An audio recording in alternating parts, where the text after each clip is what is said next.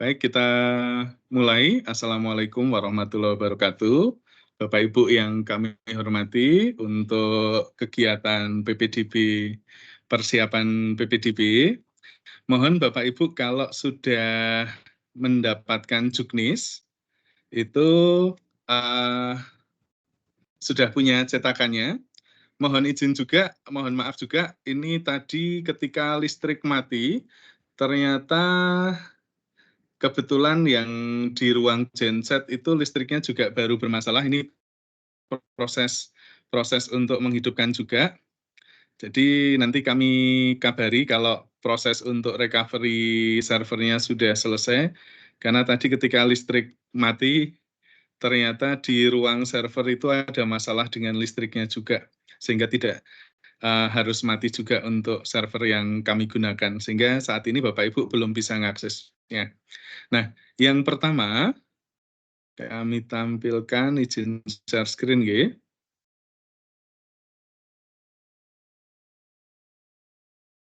Nanti untuk layanan-layanan, kita pakai Linktree yang ini, Linktree layanan PPDB.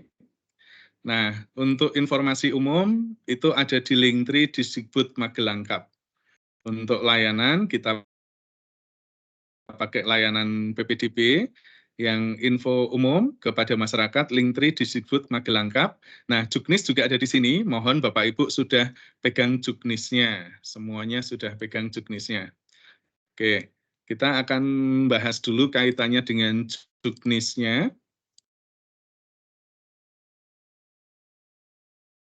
Baik, ini juknis yang kami sampaikan kepada Bapak Ibu semua. Lalu kita lihat dulu penjadwalannya, nggih, Bapak Ibu. SMP lumayan. Jadi untuk SMP negeri maupun swasta, minggu depan kita sudah PPDB 18 sampai 20, analisis 21, pengumuman 22. Ini sudah rangkaiannya kita. Nah, sekarang kita akan coba bahas kaitannya dengan jalur-jalur yang ada, baik SMP negeri maupun SMP swasta. Yang pertama untuk SMP negeri, kalau kemarin kita hanya mengenal yang namanya zonasi, saat ini untuk SMP negeri mengenal yang namanya zonasi murni dan zonasi mutu. Zonasi ini prosentasenya 50, tetapi terdiri, kita bagi menjadi dua, 85% adalah zonasi murni, 15% adalah zonasi mutu. Lalu yang kedua, jalur berikutnya adalah jalur afirmasi. Kalau jalur afirmasi yang tahun lalu kita hanya mengenal afirmasi ABK sama afirmasi murni, saat ini kita juga mengenal yang namanya afirmasi ATS. Kita juga mengenal yang namanya afirmasi ATS, sehingga jalurnya ada afirmasi ABK, afirmasi ATS, dan afirmasi murni.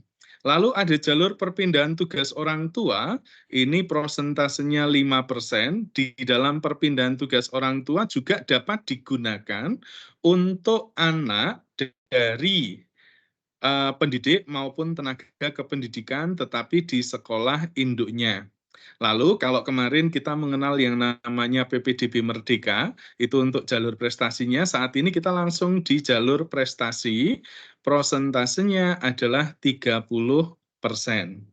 Nah, kita akan melihat satu persatu jalur dan memahami jalur itu seperti apa. Nah, yang pertama adalah jalur zonasi murni. Jalur zonasi murni ini diperuntukkan sistem seleksinya nanti berdasarkan jarak dari titik rumah ke sekolah yang dituju. Jarak dari titik rumah ke sekolah yang dituju, kita tarik garis lurus atau jarak udara. Ditarik jarak udara atau garis lurus dari rumah ke sekolah, itu zonasi murni. Nah, untuk PPDB zonasi mutu adalah sistem penerimaan peserta didik baru berdasarkan rata nilai rapor 5 semester 5 mata pelajaran dikalikan dengan bobot nilai akreditasi sekolah dan ditambah konversi jarak udara dari titik rumah ke sekolah yang dituju. Nah, kita akan bahas untuk zonasi mutunya ini. Jadi untuk zonasi mutunya,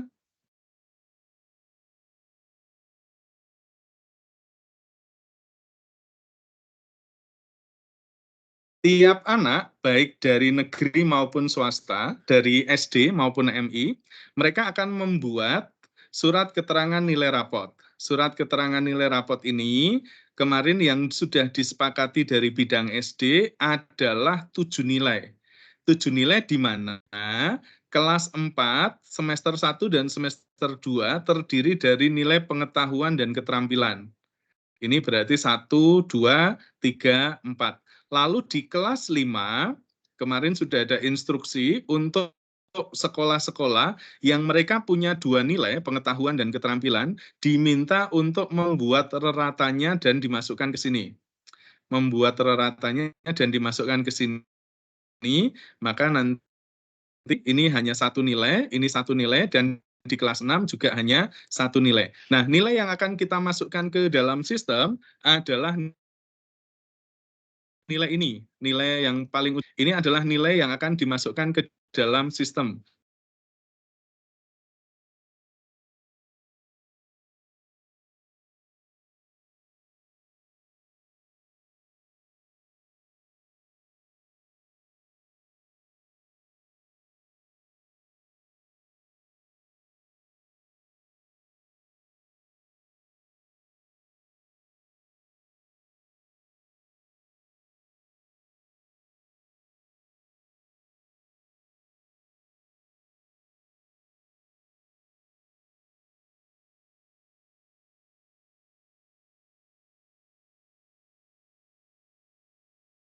Boleh panitia PPDB SMP. Yang penting dipastikan nilai yang dimasukkan dari rapot mereka memang sudah nilai yang beres. Jadi kami harapkan kita mempermudah anak-anak SD maupun MI, utamanya kalau dari luar Kabupaten Magelang, kok mereka belum punya surat keterangan nilai rapot, silahkan dibuat biar mereka membuat formatnya ini, pakai format ini, lalu ngisinya di SMP-nya Bapak Ibu, ditandatangani dari panitia PPDB SMP saja, yang pasti mereka punya ini untuk di-upload.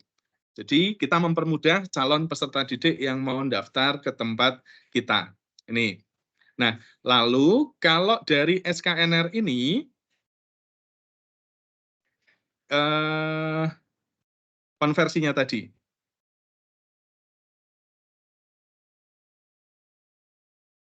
Nah, jadi umpamanya ya, dari SKNR itu nilai yang masuk ternyata 90. Nilainya tadi 90. Maka nanti berikutnya untuk zonasi mutu adalah kita lihat dia bobot akreditasinya berapa. Oh, sekolah tersebut, SD tersebut ternyata dia itu akreditasinya B, nilainya 90. Maka nilai yang akan kita pakai adalah 81.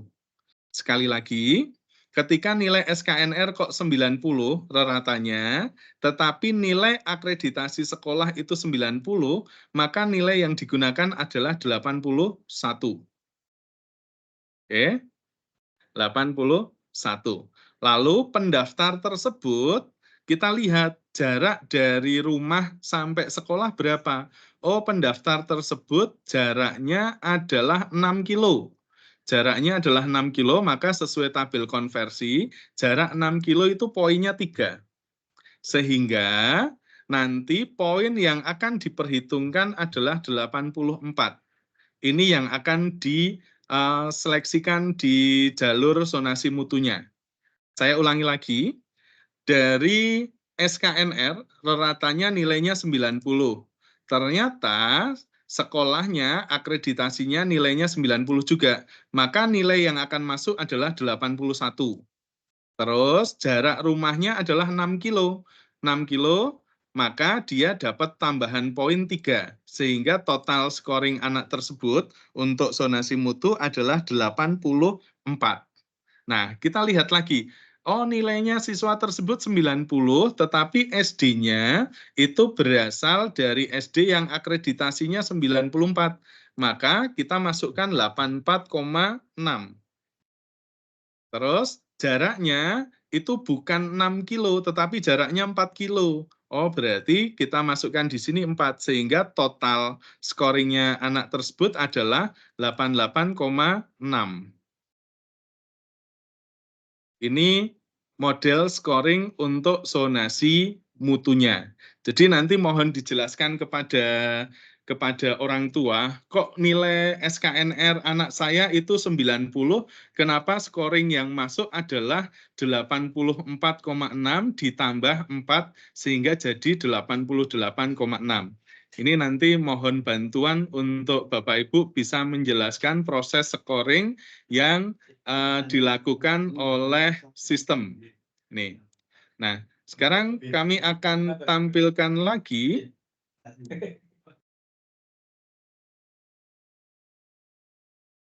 Oke, ini zonasi mutu sudah beres ya.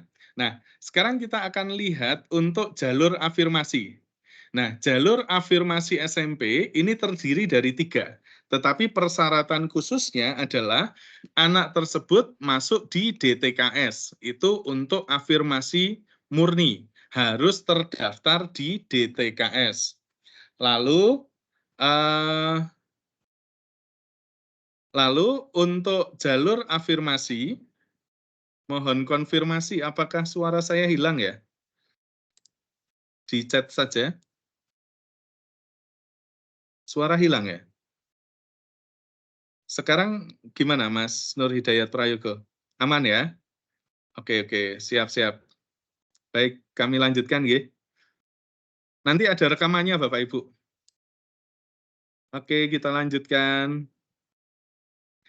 Nah, untuk jalur afirmasi ini untuk afirmasi murni ini wajib dia terdaftar di DTKS, Data Terpadu Keluarga Sejahtera. Nah, terus untuk afirmasi itu tadi kan ada beberapa jalur nggih. Saya perlihatkan jalurnya.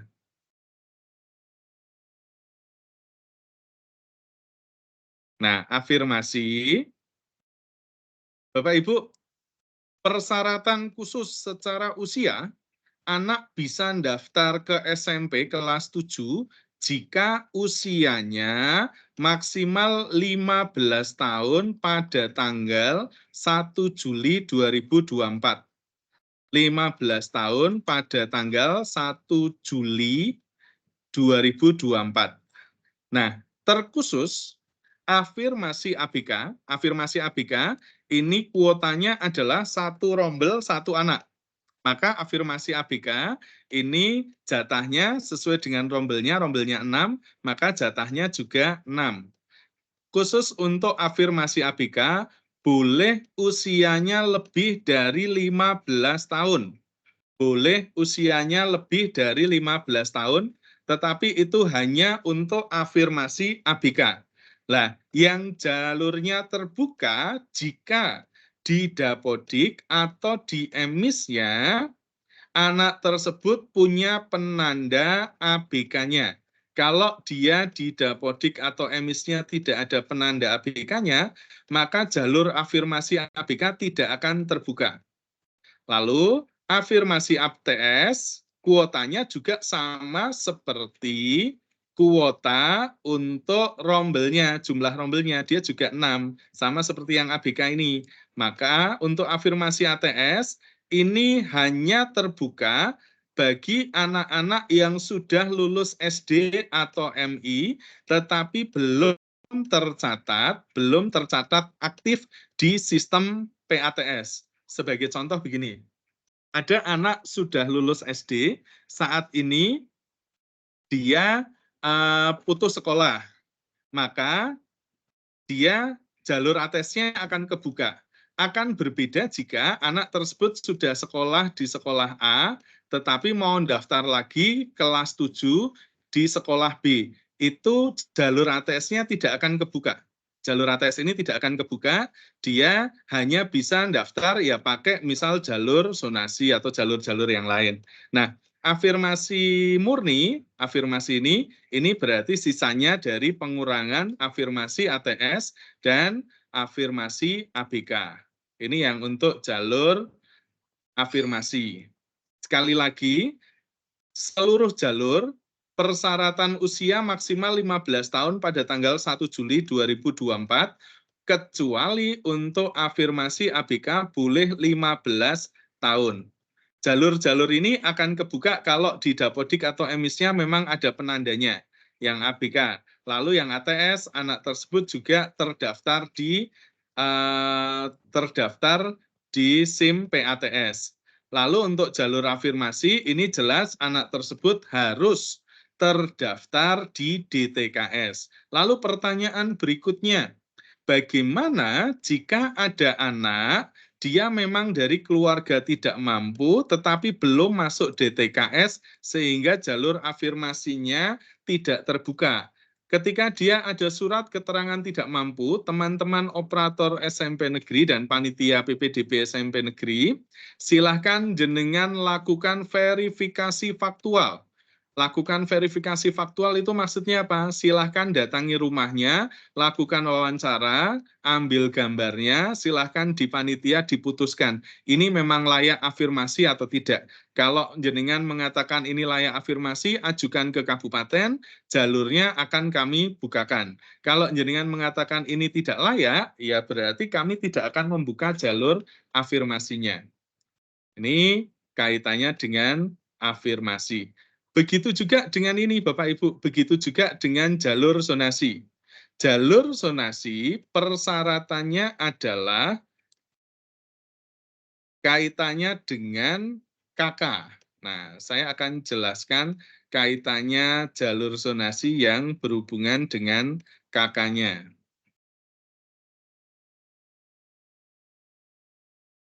Domisili calon peserta didik didasarkan pada alamat pada kartu keluarga yang diterbitkan paling singkat 1 tahun sebelum tanggal pendaftaran PPDB. Apabila kurang dari 1 tahun terjadi perubahan data KK yang tidak menyebabkan perpindahan domisili, maka KK tersebut masih dapat digunakan sebagai dasar seleksi jalur zonasi.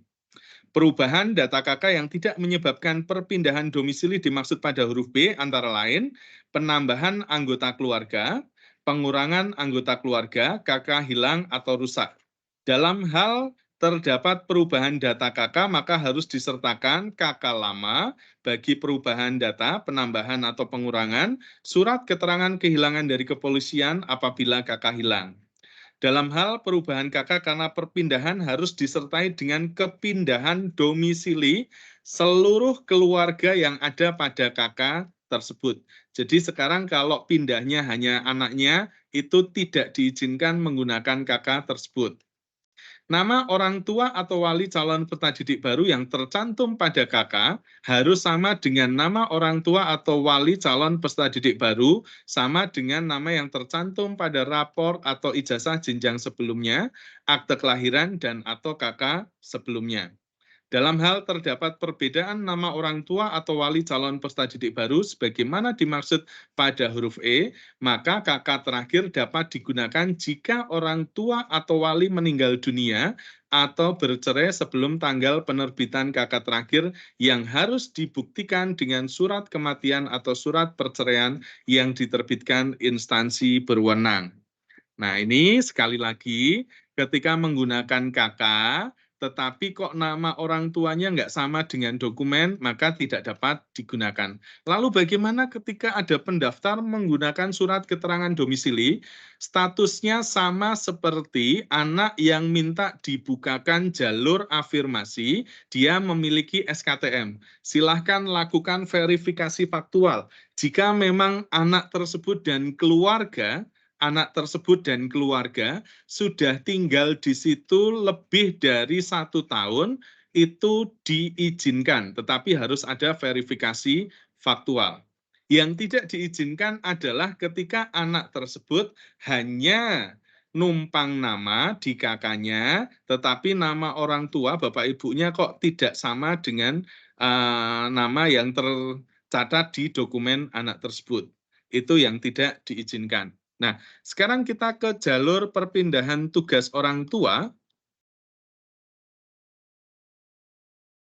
Jalur perpindahan tugas orang tua.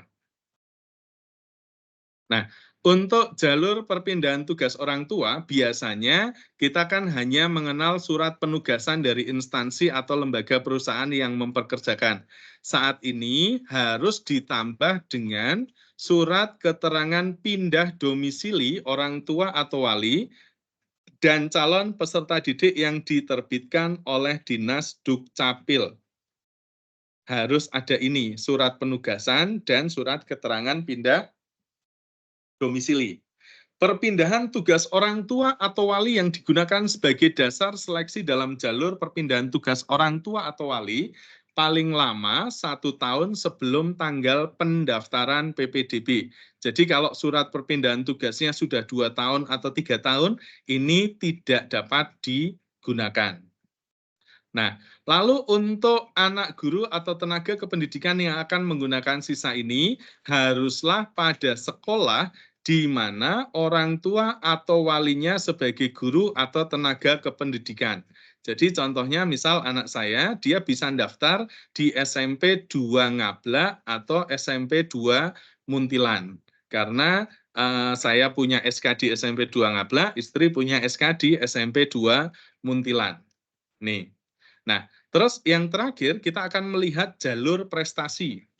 Jalur prestasi dilakukan berdasarkan nilai rata-rata rapot, nilai pengetahuan dan keterampilan tadi seperti formatnya SKNR itu, Bapak Ibu, lalu dikali bobot nilai akreditasi.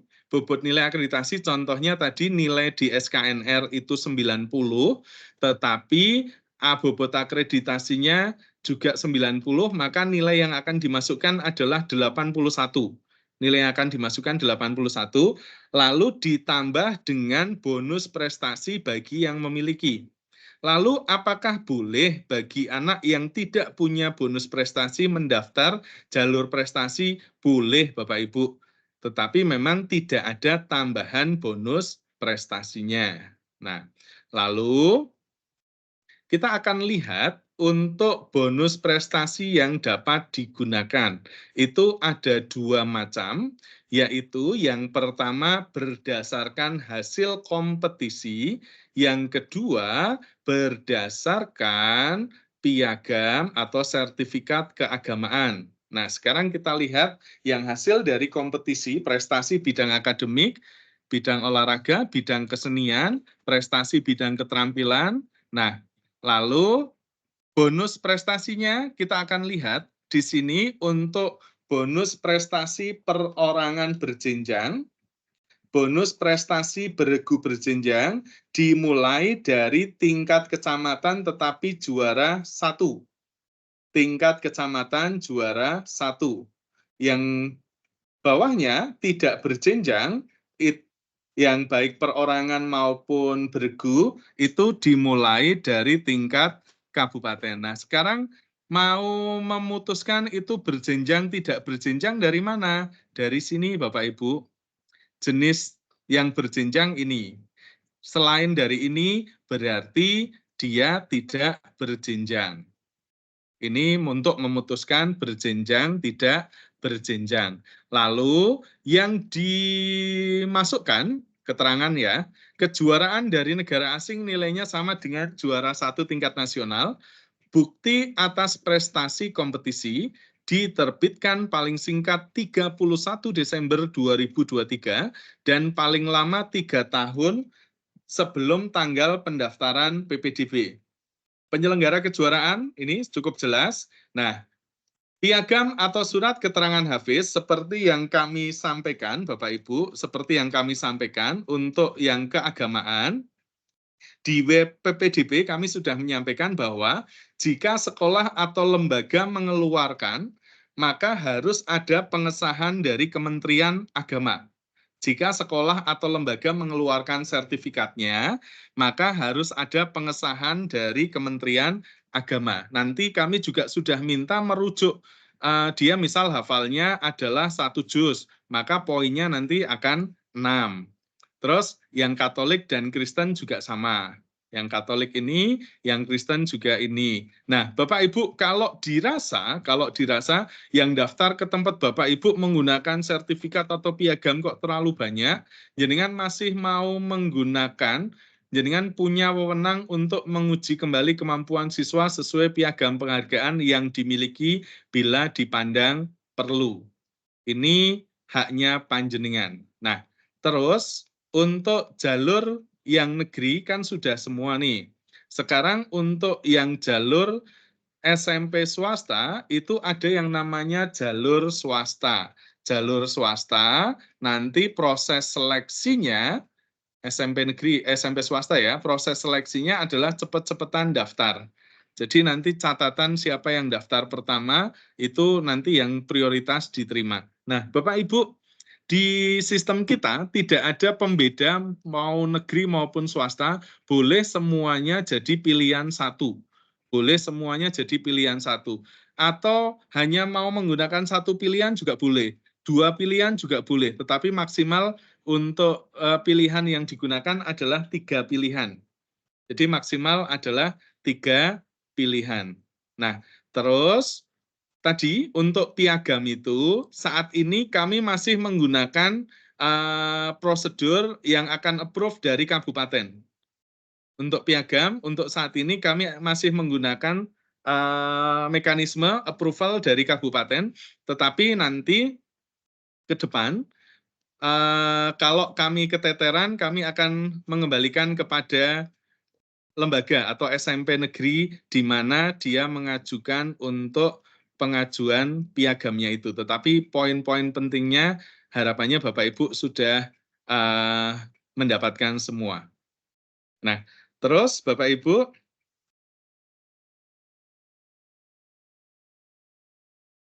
saya akan coba cek semoga sistem kita sudah beres nih. Oh, ternyata belum Bapak Ibu.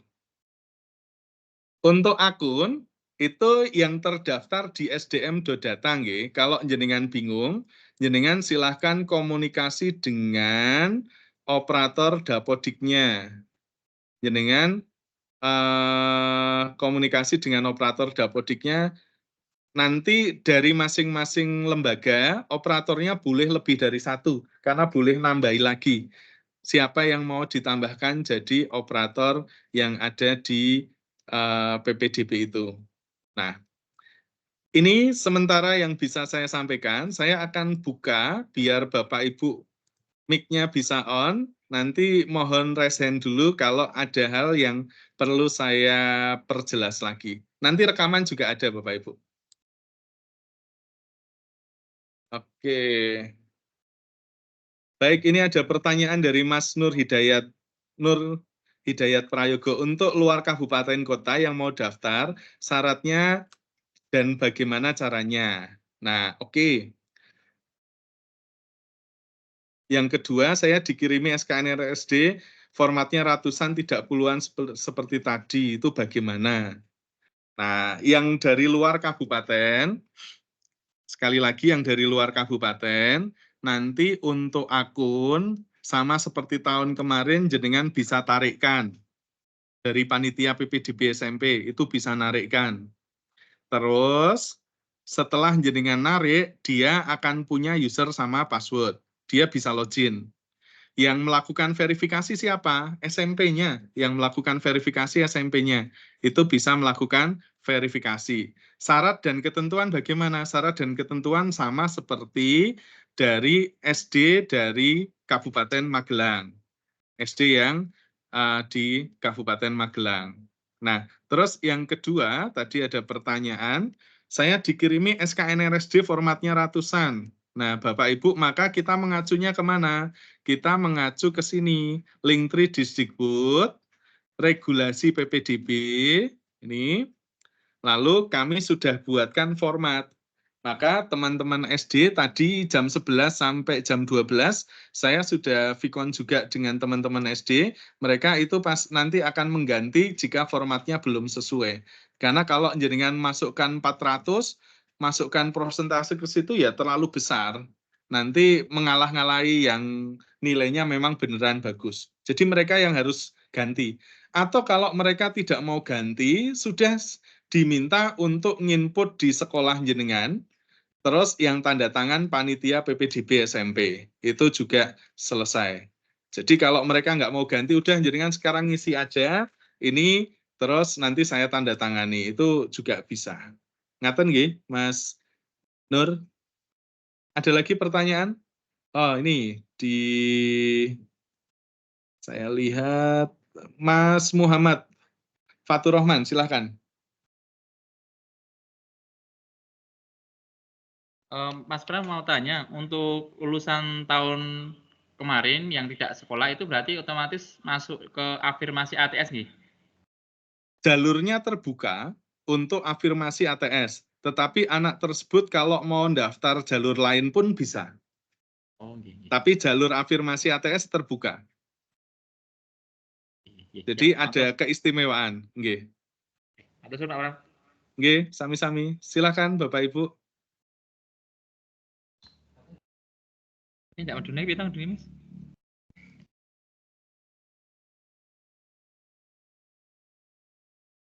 Silahkan yang lain.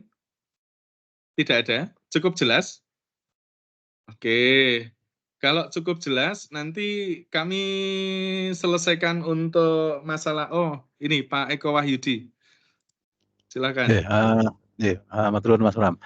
Nggih. Kebetulan kan di sekolah kami itu kan perbatasan ya.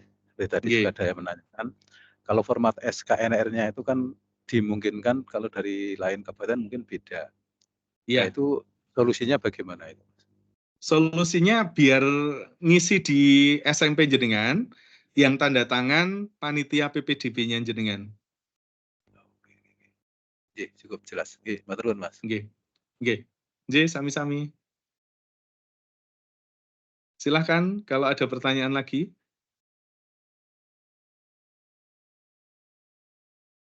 Tidak ada? Oh ya, tambahan ya Bapak Ibu, untuk berkas itu kami harapkan pakai format JPEG maksimal 2 mega. Karena apa? Karena kami pasang mesin learning nanti untuk membantu Bapak Ibu ini beneran formatnya yang diupload itu benar atau tidak. Kalau PDF masih bisa, masih memungkinkan dibaca, tetapi tidak dapat membantu Bapak Ibu untuk memberitahu ini formatnya benar atau tidak. Jadi kami sarankan JPEG, biar mesin learning-nya juga bisa bekerja Bapak Ibu. Ngaten nggih? Silahkan kalau masih ada pertanyaan.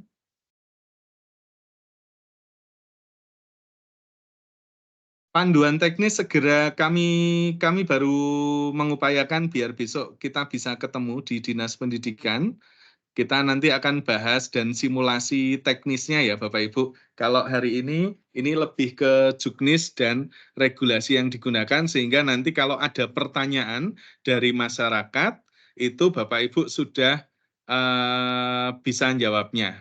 Oke, ini ada pertanyaan juga bahwa surat pernyataan keaslian berkas sudah ada formnya atau orang tua buat sendiri.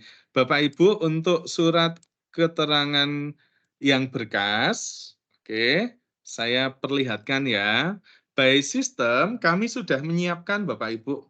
By system kami sudah menyiapkan sehingga nanti contohnya seperti ini, saya izin share ya. Oke. Ini by system nanti ketika anak mendaftar, itu sudah muncul namanya siapa, terus di bawah ini nanti tinggal ditambahi materai 10.000 tanda tangan nanti tinggal diupload. Ini surat pernyataan keaslian berkas, poin-poinnya juga sudah disesuaikan dengan sesjennya.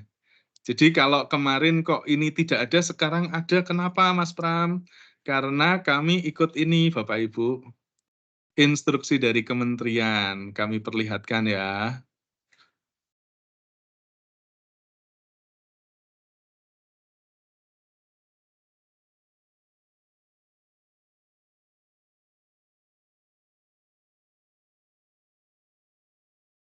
Oke, ini dari SK Sesjennya Bapak Ibu.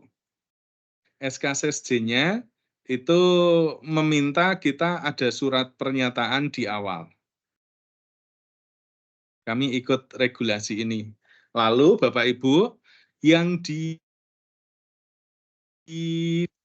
didaftar ulang nanti, itu memang kondisinya kami tidak mewajibkan ada surat pernyataan yang bermaterai. Tetapi kami izinkan jika memang sekolah menganggap itu perlu. Contohnya anak akan mematuhi seluruh tata tertib sekolah segala macam, itu silahkan, itu hanya sekolah. Tetapi di dalam rangkaian PPDB untuk daftar ulang kami tidak ada regulasi bahwa wajib ada materai 10.000. Kalau tahun lalu yang materai 10.000 kan ada di daftar ulang. Yang saat ini ada di surat pernyataan awal SPTJM itu. Formatnya memang kami ikuti dari Sesjennya. Lalu yang mondok, oke. Yang mondok atau dia di panti asuhan, ketika saat ini sebelum PPDB memang anak tersebut sudah berada di situ, maka otomatis titik koordinatnya boleh diubah ke panti asuhan atau pondok pesantren di mana anak tersebut tinggal.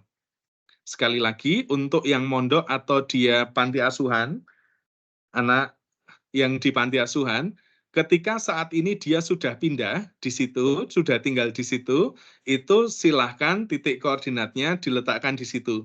Yang tidak boleh adalah tahun ini saya baru mau rencana mondok. Mondoknya di bulan Juli. Dia belum tinggal di pondok, tetapi PPDB-nya sudah minta surat keterangan dari pengasuhnya bahwa dia tinggal di situ, itu belum diizinkan. Kalau dia memang sudah tinggal di situ, silahkan. Ini kaitannya untuk yang mondok. Oke. Begitu, ada lagi pertanyaan Bapak Ibu?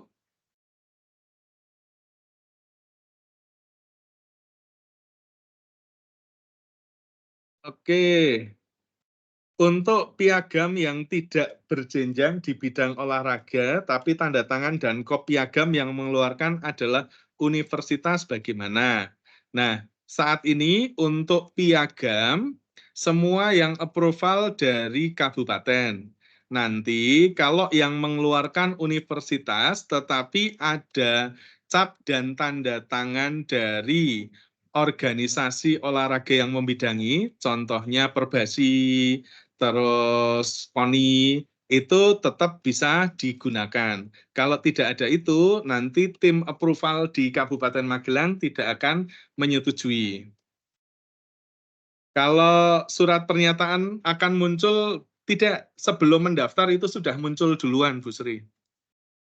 Itu kami desain sebelum daftar, itu surat pernyataan akan muncul, sehingga itu bagian dari